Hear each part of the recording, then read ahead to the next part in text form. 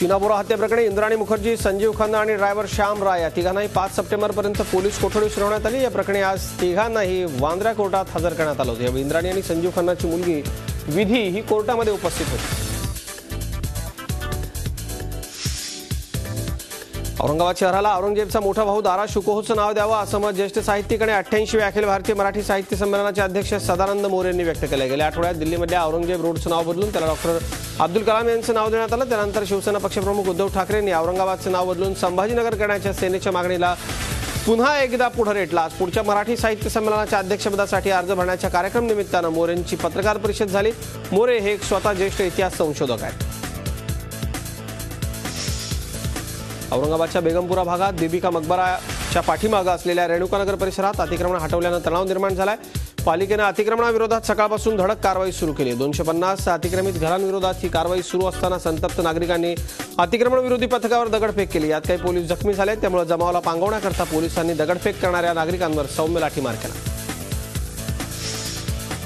Malad new link road येथील infinity मॉलच्या जवळ असलेल्या 8 माळ्यांचा पाम स्प्रिंग इमारतीच्या 5व्या मजल्यावर आग लागली होती। अग्निशमन दल वेळीच पोहोचलं। 2 नंबरची वर्दी घोषित करत 8 फायर इंजिन 4 वॉटर टँकरच्या सहाय्यानं आगीवर नियंत्रण मिळवण्यात यशस्वी झाले। सुदैवानं जीवितहानी झाली नसल्याचं अग्निशमन दलाकडून सांगण्यात आलं। ही आग 5व्या माळ्यावरच्या एका खासगी कार्यालयाला लागली होती। आगीचं नेमकं कारण कळलं नसलं तरी पोलीस आणि अग्निशमन दल याचा शोध घेत आहे। अण्णाभाऊ साठे विकास महामंडळाचे माजी अध्यक्ष रमेश कदम यांची औरंगाबादमध्ये सुमारे 75 कोटींची मालमत्ता असल्याची प्राथमिक माहिती सीआयडी तपासात पुढे आली आहे। सीआयडीच्या पथकानं रविवारी आमदार कदम यांना रविवारी शहरात आणलं आणि गुप्त चौकशी केली। शहरातील कदमांची जमीन, शेती, बंगला आदी मालमत्तांची माहिती घेतली। कदम यांना पैठणच्या सूतगिरणीचा 71 कोटींचा केलेला व्यवहार, सिडको N1 भागातला बंगला, साजापूर शिवारातील 4 एकर 38 गुंठे जमीन, हिरापूर शिवारातली जागा याबरोबर आणखी काही मालमत्तांची माहिती घेतल्याचं समोर येतं।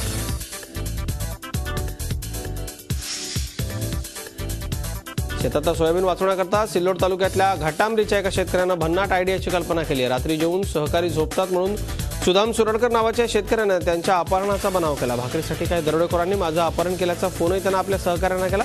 त्यामुळे परिसरात चांगलीच दहशत पसरली। जोपर्यंत भाकरी आणून देणार नाही तोपर्यंत माझी सुटका होणार नाही असंही सुदामनं आपल्या सहकाऱ्यांना सांगितलं आणि नंतर चोरट्यांना चुकवून मी पळून आल्याचं सुदामनं सांगितलं। मात्र आपलं पीक वाचवण्याचा शेतकऱ्याचा प्रयत्न पाहून पोलिसांनाही काय करावं हे कळेनासं झालं।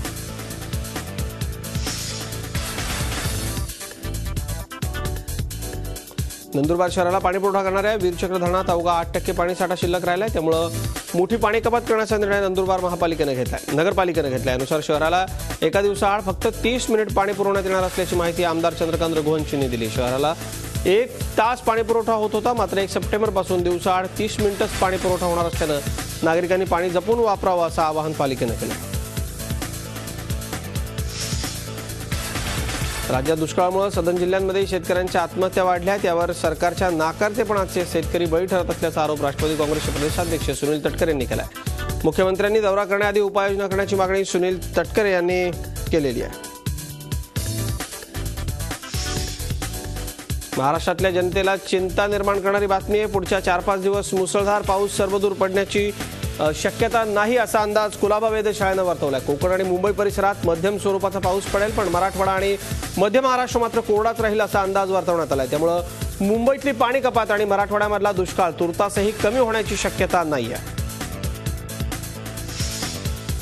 राजस्थानच्या उच्च न्यायालयानं जैन धर्मियांच्या संथारा प्रथेवर घातलेल्या बंदीला सर्वोच्च न्यायालयानं आज स्थगिती दिली। राजस्थान उच्च न्यायालयाच्या निर्णयाला जैन धर्मियांच्या संघटनांनी सर्वोच्च न्यायालयात आव्हान दिले। या याचिकेविषयी सुनावणी करताना सर्वोच्च न्यायालयानं ही स्थगिती दिली। शिवाजी विद्यापीठाच्या परीक्षा विभागाचा भोंगळ कारभार समोर आलाय। परीक्षा विभागाच्या या अनागोंदी कारभाराला कंटाळून विद्यार्थ्यांनी आज आंदोलन केलं। रिझल्ट वेळेवर मिळाला नसल्यानं विद्यार्थ्यांना फटका बसतोय। पुढच्या शिक्षणासाठी आणि नोकरीकरता अडचणी येत असल्यानं परीक्षा भवनात विद्यार्थी घुसून त्यांनी बोर्डाची तोडफोड केली। मागणी करूनही निकाल नाही, उत्तरपत्रिकेवरची फोटोकॉपी मिळत नसल्यानं विद्यार्थी संतप्त। 2 दिवसात 2 हत्यांमुळे रत्नागिरीत खळबळ माजली। गतिमंद तरुणाचा धारदार शस्त्रानं निर्घृण खून करण्यात आलाय। रत्नागिरी तालुक्यामधल्या कोलंबे गावात ही हत्या करण्यात आली। संतोष आंबरे असं या मरण पावलेल्या मुलाचं नाव आहे। रविवारी ठेकेदाराच्या खुनानंतर ही आणखी एक हत्या झाली।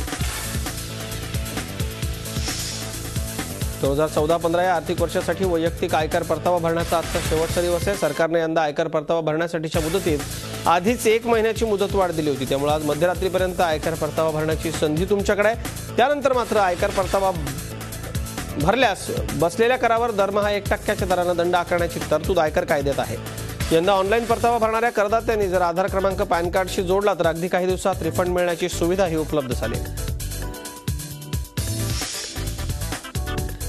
आता नव्या गॅस कनेक्शनसाठी एजन्सीत जाऊन नंबर लावण्याची गरज नाही। केंद्रीय पेट्रोलियम मंत्री धर्मेंद्र प्रधान यांच्या हस्ते ऑनलाईन गॅस कनेक्शन देण्याची सुविधा रविवारी सुरू करण्यात आली। या सुविधेसह आता फक्त 2 किलोचे गॅस सिलेंडरही मिळणार आहे। 2 किलोचे हे सिलेंडर स्थानिक किराणा दुकानांमध्ये उपलब्ध करून देण्याचा सरकारचा विचार आहे। या सुविधेमुळे खेड्यापाड्यावरच्या नागरिकांना मोठा दिलासा मिळेल असं मत पेट्रोलियम मंत्रालयाने व्यक्त केले। पण योजना लागू करण्याआधी सुरक्षिततेचे सर्व नियम तपासून पाहण्यात येणार आहे। मोतीबिंदूच्या शस्त्रक्रिया देखील आता वैद्यकीय विम्याच्या सुविधेअंतर्गत होणार आहेत। राज्यात मोतीबिंदूच्या शस्त्रक्रियेला डे केअरचा दर्जा देण्यात आला। इन्शुरन्स कंपन्यांच्या नियमानुसार उपचारासाठी 1 दिवस रुग्णालयात दाखल असणाऱ्या रुग्णांनाच इन्शुरन्सचे फायदे मिळतात, पण मोतीबिंदूची शस्त्रक्रिया केल्यावर 24 तासाच्या आतच रुग्णांना घरी सोडण्यात येते। त्यामुळे इन्शुरन्स असूनही त्याचा फायदा मिळत नाही, म्हणून राज्य सरकारने हा निर्णय घेतल्याचं झी मीडियाचे सहकारी वृत्तपत्र डीएनएनं वृत्त दिले। या नव्या नियमाचा फायदा राज्यातल्या लाखो मोतीबिंदूग्रस्त रुग्णांना होणार आहे। एकीकडे पाकिस्तानकडून सीमेवरच्या कुरापती सुरूच असताना दुसरीकडे पाकिस्तानच्या संरक्षण मंत्र्यांनी भारताला धमकी दिली आहे। भारत आणि पाकिस्तान यांच्यात युद्ध झाल्यास पाकिस्तान भारताचं मोठं नुकसान करेल, तसंच या युद्धाचे परिणाम अनेक वर्ष भारताला भोगावे लागणार असल्याची धमकी पाकिस्तानचे संरक्षण मंत्री ख्वाजा मोहम्मद आसिफ यांनी दिली आहे। केंद्रीय गृहमंत्री राजनाथ सिंह यांनी भारताला पाकिस्तानसह सर्व शेजारील देशांशी सौहार्दाचे संबंध राखायचे असं मत व्यक्त केलंय। पाकिस्तान सीमेवरच्या कुरापती जोपर्यंत थांबवणार नाही तोपर्यंत त्यांच्यासोबत कुठलीही चर्चा होणार नाही असा इशाराही त्यांनी पाकला दिला। नवीन भूसंपादन अध्यादेश लागू होणार नसल्याची महत्त्वपूर्ण घोषणा पंतप्रधान मोदींनी केली। आकाशवाणीवरच्या मन की बात मधून त्यांनी जनतेशी संवाद साधताना ही माहिती दिली। भूसंपादन विधेयकातील 13 मुद्दे 30 ऑगस्टपासून लागू करण्यात आले। भूसंपादन विधेयकावरून गैरसमज पसरवले गेले। प्रत्यक्षात शेतकऱ्यांच्या फायद्याच्या अनेक बाबींचा विधेयकात समावेश असल्याचं मोदींनी सांगितलं। भूसंपादन विधेयक 13 मुद्द्यांसह लागू होतं। या विधेयकाचं केंद्रीय मंत्री नितीन गडकरी यांनी जोरदार समर्थन करताना विधेयकाबाबत विरोधक जाणीवपूर्वक गैरसमज पसरवत असल्याचा आरोप केला।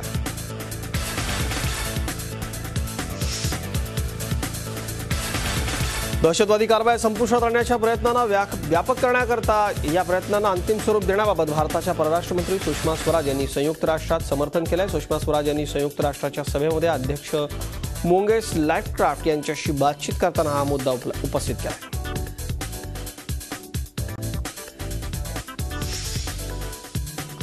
रशियामध्ये सुरू असलेल्या एरोबॅटिक चॅम्पियनशिपमध्ये जगातील 60 सर्वोत्तम आणि ट्रेंड एरोबॅटिक पायलट्सनं आपलं कौशल्य सादर केलं। या टुर्नामेंटमध्ये पुरुषांच्या गटात फ्रेंच पायलट अलेक्झांडर ऑर्लोव्स्कीनं विजेतेपद पटकावलं।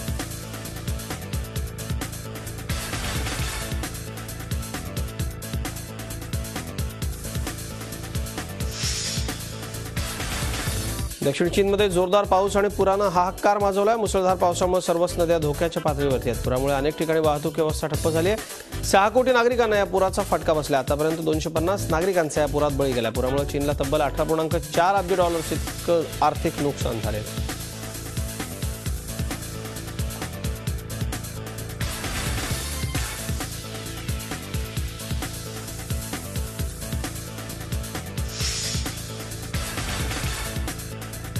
टोकियोत हजारोच्या संख्येने नागरिक पंतप्रधान शिंजो एबे यांच्या विरोधात संसदेच्या बाहेर जमले। जपानच्या सैन्याला देशाबाहेरच्या कोणत्या लढाईत सहभागी होण्याच्या सुरक्षा विधेयकाचा विरोध करण्याकरता नागरिक संसदेच्या बाहेर हे आंदोलन करतात।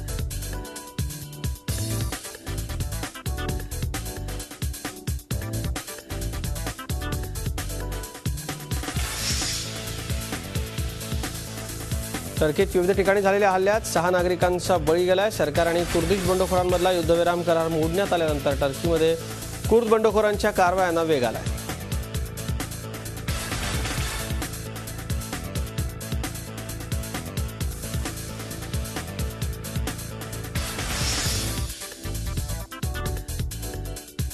येमेनमधील उत्तर प्रांतात झालेल्या एका हवाई हल्ल्यात 31 नागरिक मारले गेले। सौदी अरेबियाच्या नेतृत्वाखाली अलायन्सेसकडून हुती शिया मुस्लिमांवरती हल्ला करण्यात आला। हुती विद्रोहींना मागे हटवण्याकरता आणि येमेनच्या आर्मीला मदत करण्याकरता हे हवाई हल्ले करण्यात आल्याचा दावा सौदी अरेबियाने केला।